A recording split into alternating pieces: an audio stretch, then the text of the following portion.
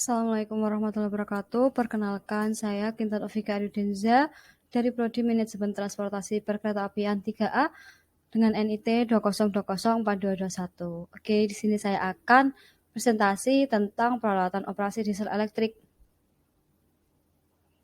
Nah, topik pembahasan kita kali ini yang pertama ada tata letak peralatan lokomotif diesel elektrik seri CC201 dan CC203. Kemudian yang kedua ada peralatan pada switch panel atau SWP. Kemudian ada peralatan pada control stand atau master controller. Nah, langsung saja yang pertama ini kita akan membahas tentang tata letak peralatan lokomotif diesel elektrik seri CC201, CC203. Jadi ini adalah gambar letak komponen atau peralatan yang ada di lokomotif diesel elektrik seri CC21, CC201, CC203 ini. Nah, yang selanjutnya kita berlanjut pada pembahasan yang kedua yaitu peralatan pada switch panel atau SWP. Nah, pada peralatan ini terdapat beberapa alat yaitu ada ICS, circuit breaker, IST, ISP, FPRB, GRRB, lampu indikator. Kemudian di bawah sini di pojok kiri ini ada skema gambar dari switch panel yang mana ini ada beberapa alat yaitu ada turbo air pressure gauge, full oil pressure gauge, kemudian ada full pump circuit breaker, headlight circuit breaker, lubricating oil pressure gauge, auxiliary generator circuit breaker, signal light switch, dan lain sebagainya. Nah, yang selanjutnya kita akan membahas tentang engine control switch atau ECS pada switch panel. Nah, engine control switch atau ECS ini berfungsi untuk mengendalikan lokomotif. Nah, kemudian ada beberapa kedudukan atau posisi pada lokomotif. Yang pertama ada yang ada pada lokomotif CC201 nomor 1 sampai dengan 38 itu ada posisi stop, run, idle, pump, kemudian ada start. Kemudian yang di lokomotif CC201 nomor 39 sampai 72 itu ada posisi run, idle, dan start. Yang membedakan dari kedua ini yaitu yang pada lokomotif CC201 nomor 39 sampai 72 ini tidak terdapat pump dan stop, di mana pump ini diganti menggunakan tombol FPRB atau full pump reset button. Kemudian posisi stop itu diganti dengan tombol ISP atau engine stop. Kemudian untuk fungsi-fungsinya itu sama. Untuk posisi run itu lokomotif dapat dioperasikan, kemudian idle itu mesin dieselnya hidup akan tetapi lokomotif tidak dapat dioperasikan. Kemudian ada posisi start itu untuk mengcall atau menghidupkan mesin diesel. Nah, selanjutnya ini ada lampu indikator pada SWP atau switch panel. Ada 7 lampu indikator pada switch panel ini. Yang pertama ada tekanan minyak pelumas rendah atau low oil pressure.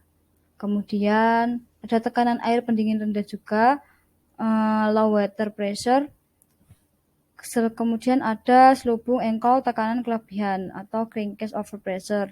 Yang keempat ada pengaman api atau detect a fire. Kemudian yang kelima ada mesin panas atau hot engine. Yang keenam ada saringan kertas kotor atau engine air filter relay. Kemudian yang ketujuh ada ground power atau hubung singkat.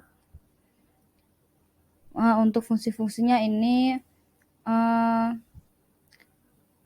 pengaman ini akan bekerja apabila di sini sudah tertera dari indikator yang satu dan yang lain itu berbeda-beda.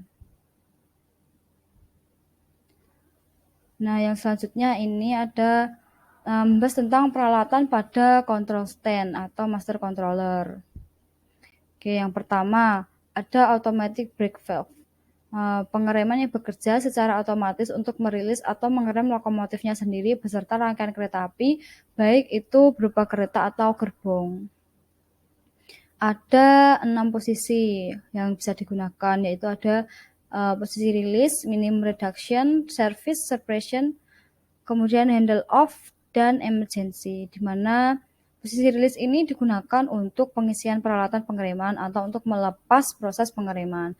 Kemudian ada minimum reduction, ini berguna untuk mengurangi tekanan udara pada brake pad dan equalizing reservoir sehingga berkurang sekitar 5 PSI. Kemudian posisi servis ini digunakan untuk melakukan pengereman di mana posisinya ada di sebelah kanan dari posisi minimum reduction. Kemudian ada suppression, ini posisi untuk mereset atau menormalkan apabila terjadi pitch open atau lampu keamanan menyala. Ini supaya brake pad-nya itu kembali normal, itu menjadi 70 PSI. Kemudian ada handle off, ini posisi lepas gagang atau posisi pada saat lokomotif tidak dioperasikan. Kemudian ada emergency, yaitu posisi rem pada saat pengereman darurat. Posisi ini juga bisa digunakan untuk mereset apabila terjadi pitch open.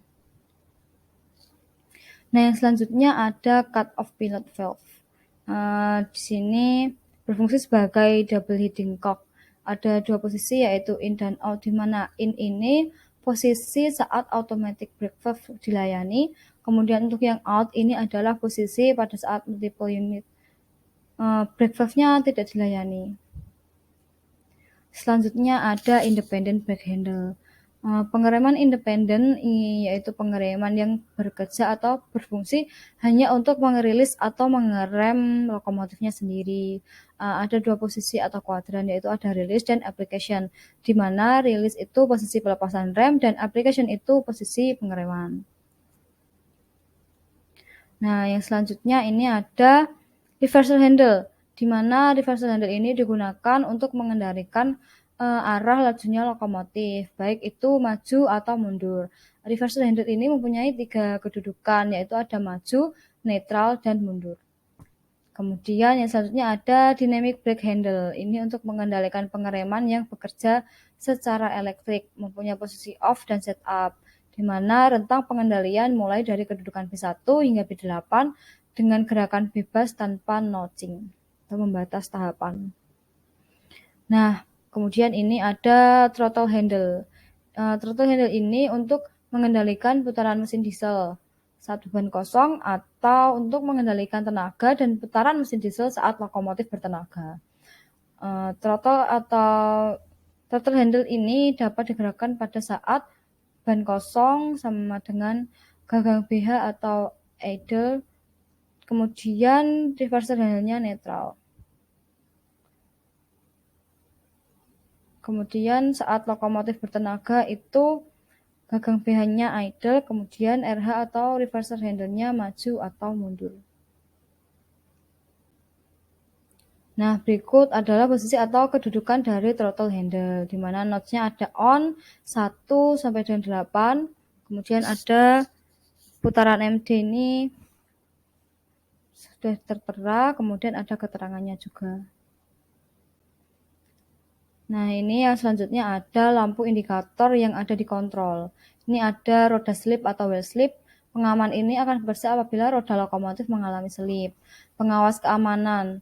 Pengaman ini akan bekerja apabila lokomotif mengalami pitch open. Nah, yang terakhir ini ada deadman pedal atau vigilance control. Di mana ada dua jenis, yaitu ada deadman pedal yang harus selalu diinjak terus-menerus. Kemudian yang kedua itu ada deadman pedal yang selalu diinjak dan dilepas. Jadi diinjak maksimal 50 detik dan dilepas maksimal 5 detik. Oke, mungkin cukup sekian dulu presentasi dari saya. Semoga ilmu ataupun materi yang saya sampaikan dapat berguna bagi sobat kereta sekalian. Tunggu presentasi saya selanjutnya ataupun video-video saya selanjutnya ya. Assalamualaikum warahmatullahi wabarakatuh.